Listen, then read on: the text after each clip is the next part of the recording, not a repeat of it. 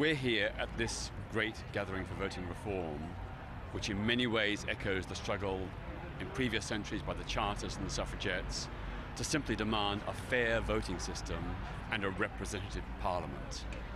The current government was elected on 37% of the popular vote, but won 51% of the seats. That is not democracy. Likewise, the Greens and UKIP won over 5 million votes, but ended up with only 1 seat each. That is not democratic, it's not fair, and that's why we believe it's time for voting reform. Before the general election, I started a petition on change.org for a more proportional voting system, and it's had over 230,000 signatures. And since then, I've been contacted by the Electoral Reform Society, Unlock Democracy. I've been meeting loads of people who've been campaigning for electoral reform for a very long time.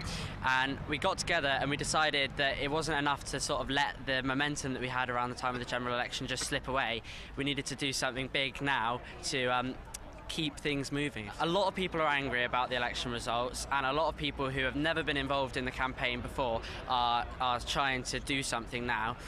I think the key thing is to start convincing MPs that electoral reform is the right way to go, because the Conservatives only have a 12-seat majority. If we have Labour and all the other parties on board, we could pass things in Parliament. It's about giving the right voices to the views of the people and making seats match votes.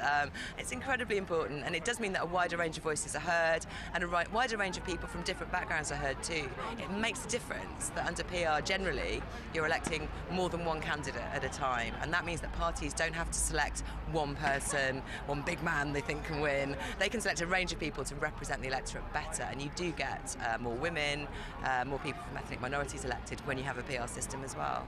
When electing the 25 London Assembly members, voters have two choices, two votes. One is for a constituency member, and then the other's for a top-up list. And the top-up list, what that does is it makes the overall proportions on the Assembly match the votes on the top-up list. So it's a properly proportional system, and under that system we've had Greens elected since the very start, since 2000 and the first election. They've really influenced the Mayor's policies because of that system, which gives us the right kind of voice, the voice that reflects our vote, and doesn't do what the first past post system does, which is underrepresent us.